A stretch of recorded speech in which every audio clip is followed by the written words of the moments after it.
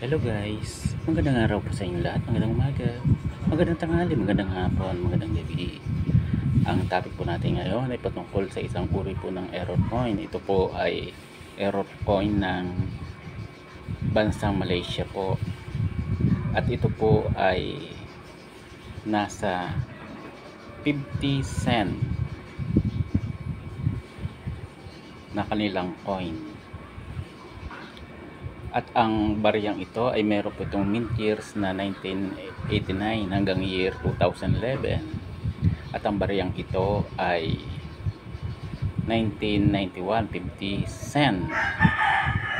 Bank of Negara, Malaysia.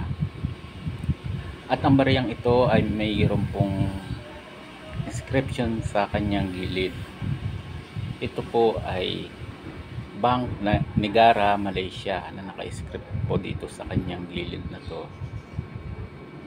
At ang bariyang ito ay gawa po sa nickel o copper nickel na meron po itong 75% na copper at meron po itong 25% na nickel. At ang timbang po ng bariyang ito ay 9.33 gram at meron po itong luwang na 27.76 mm o millimeter at meron po itong kapal na 2.18 millimeter. At ang 1991 50 cent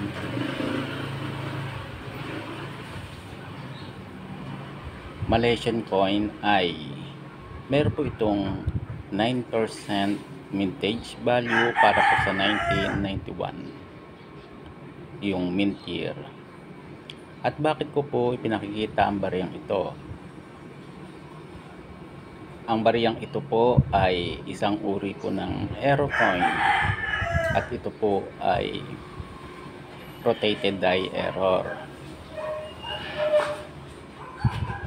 na meron po itong 15% na rotated pakanan po.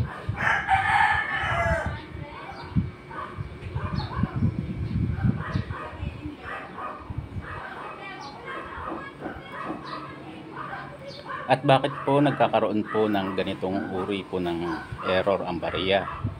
Ito po yung hindi po magkatapat na pagpalo po ng dalawang die na kanilang ginagamit sa kanilang obverse at reverse side. Hindi po siya magkatapat, kaya po nagkakaroon po ng rotated die error. Hanggang dito na lang po at salamat po sa inyong panonood. God bless you all.